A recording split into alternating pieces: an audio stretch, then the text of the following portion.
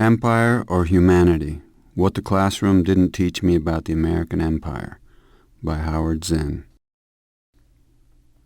With an occupying army waging war in Iraq and Afghanistan, with military bases and corporate bullying in every part of the world, there is hardly a question anymore of the existence of an American empire.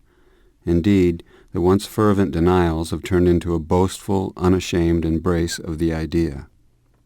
However, the very notion that the United States was an empire did not occur to me until after I finished my work as a bombardier with the 8th Air Force in the Second World War. Even as I began to have second thoughts about the purity of the good war, even after being horrified by Hiroshima and Nagasaki, even after rethinking my own bombing of towns in Europe, I still did not put all that together in the context of an American empire. I was conscious, like everyone, of the British Empire and the other imperial powers of Europe, but the United States was not seen in the same way. When, after the war, I went to college under the GI Bill of Rights and took courses in U.S. history, I usually found a chapter in the history text called The Age of Imperialism. It seemed that American imperialism lasted only a relatively few years. I recall the classroom map labeled Western Expansion, which presented the march across the continent as a natural, almost biological phenomenon. That huge acquisition of land called the Louisiana Purchase gave no hint of anything but vacant land acquired, no sense that this territory was occupied by hundreds of Indian tribes that would have to be annihilated or forced from their homes, what we now call ethnic cleansing. That classroom map also had a section to the south and west labeled Mexican Cession. This was a handy euphemism for the aggressive war against Mexico in 1846, in which the United States seized half of that country's land. The term manifest destiny, used at that time, soon of course became more universal. The violent march across the continent, and even the invasion of Cuba, appeared to be within a natural sphere of U.S. interest. But with hardly a pause after Cuba came the invasion of the Philippines, halfway around the world. The word imperialism now seemed a fitting one for U.S. actions. Indeed, that long, cruel war, treated quickly and superficially in the history books, gave rise to an anti-imperialist league. Reading outside the classroom, I began to fit the pieces of history into a larger mosaic. What at first had seemed like a purely passive foreign policy in the decade leading up to the First World War now appeared as a succession of violent interventions. At the very time I was learning this history, the years after World War II, the United States was becoming not just another imperial power, but the world's leading superpower.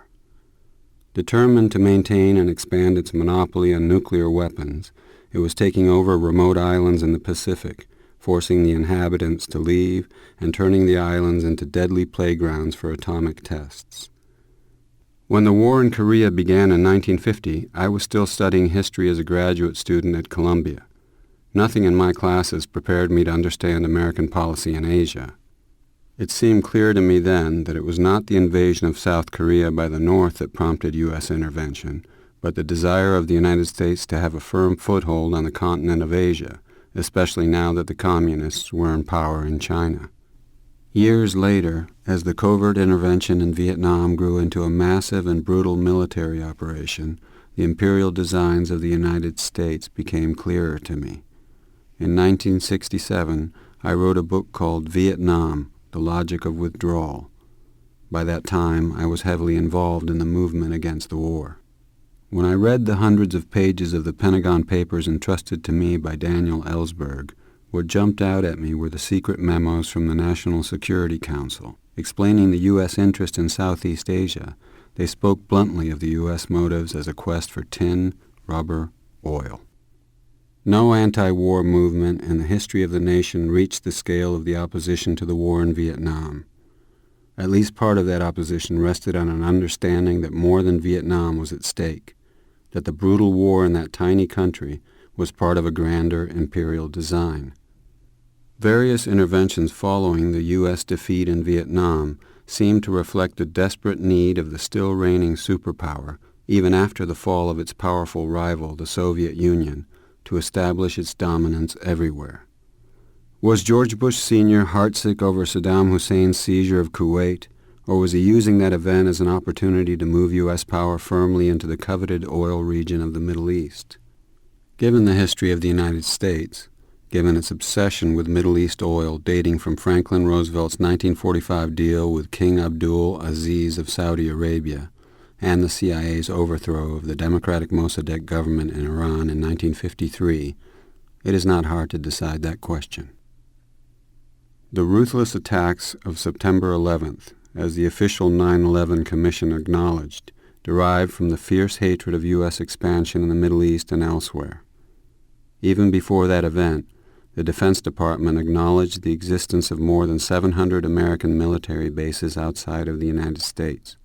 Since that date, with the initiation of a quote-unquote war on terrorism, many more bases have been established or expanded. When I was bombing cities in Germany, Hungary, Czechoslovakia, and France in the Second World War, the moral justification was so simple and clear as to be beyond discussion. We were saving the world from the evil of fascism. I was therefore startled to hear from a gunner on another crew that he considered this an imperialist war.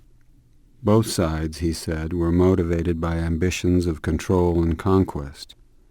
We argued about it without resolving the issue. Ironically, not long after our discussion, this fellow was shot down and killed on a mission. In wars, there is always a difference between the motives of the soldiers and the motives of the political leaders who send them into battle.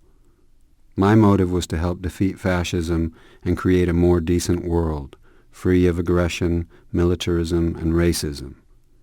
As George W. Bush said in his second inaugural address, "Spreading liberty around the world is the calling of our time."